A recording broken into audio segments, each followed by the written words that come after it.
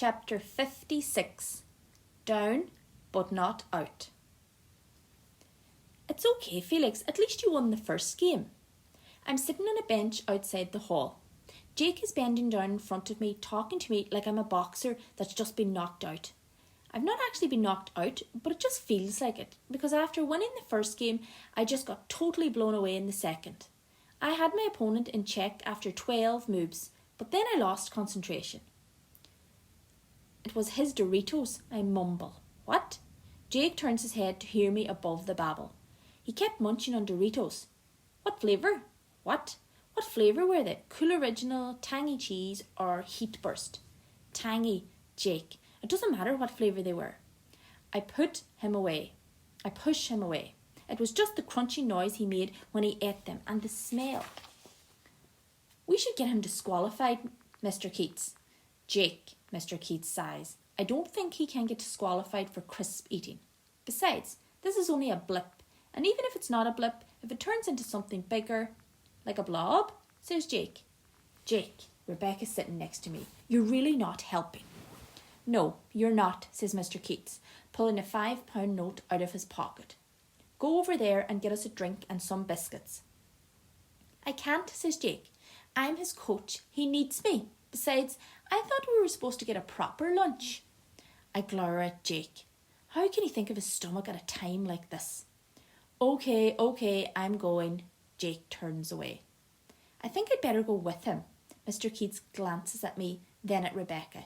You stay here, he says. And Felix, don't worry about the last game. It's all going to be fine. I don't answer and look at the ground. Mr. Keats is only trying to help, but he's wrong to tell me not to worry about the last game.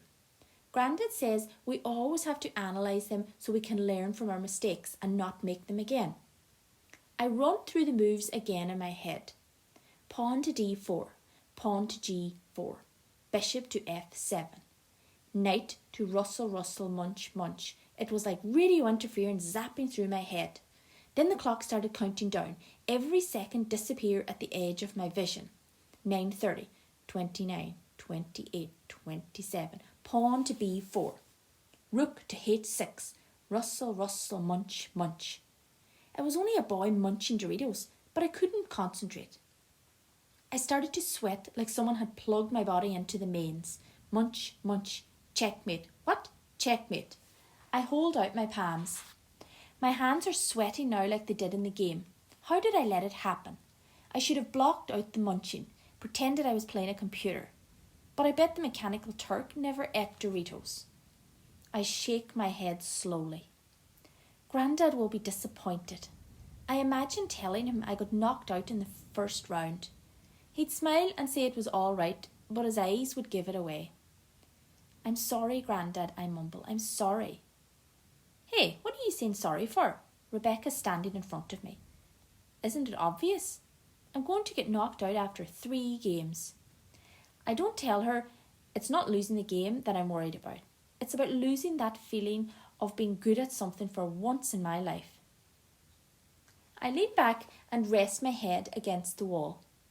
Some of the contestants are already making their way back into the hall. Soon it will all be over. I can just get on the minibus and in 2 hours I'll be playing Forza in my bedroom. Felix! Rebecca holds my arm like she knows I was drifting off. You can do this, she urges. All you have to do is believe in yourself. I know you're trying to help, but it's easier to say than do. I know, but you've practiced so hard. You can't give up now. The hooter sounds. Rebecca looks at me for a long time, like she's finally run out of words. I push myself away from the wall. I better go, I whisper. Rebecca walks with me towards the doors. Inside, some of the contestants are in their chairs. Some are standing with their arms folded, like they are thinking others are walking up and down the rows. There are 64 of us here, and there can only be one winner. What was I thinking? I heard what Rebecca said, but I can't do this. I want to turn and run. If I don't play, I'll never know if I could win or lose. That way, I won't disappoint anyone, including myself. Leaving Rebecca behind, I head into the hall. The room buzzes with players' and teachers' voices. No one seems to notice that I'm here. They won't miss me when I'm gone. All I've got to do is cross my name off the list and leave. I walk over to the whiteboards. I believe in you. I believe in you. I know, Grandad. I just wish I believed too. A teacher wearing glasses is standing beside the whiteboards, his eyes watching me as I reach into my blazer pocket and shakily search for a pen. Nothing. I search deeper, but all I can feel is a piece of paper that must be a page from my notebook or a detention note. The teacher steps forward. You'd better find your seat, he whispers, or you'll get disqualified. It's okay, I say. I'm going to concede. I'm just looking for I pull the piece of paper out. An envelope? What? I look at the light blue envelope in my hand, then turn it over. On the front, I recognise Grandad's scrawly handwriting. The tenth thing I'd like to teach Felix. Young man, are you playing or not? I glance up. The clock says 2 p.m. All the contestants are sitting down at the tables, hands poised, ready to make their first moves. I look back at the envelope. The 10th thing I'd like to teach Felix. Grandad must have slipped it into my blazer last night. I slide my finger under the flap and pull out the piece of paper. Felix, I am thinking about the 10th thing I want to teach you for a very long time, and it is this.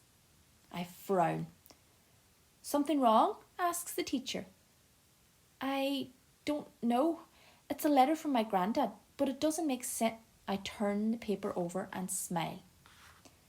Felix, never ever give up.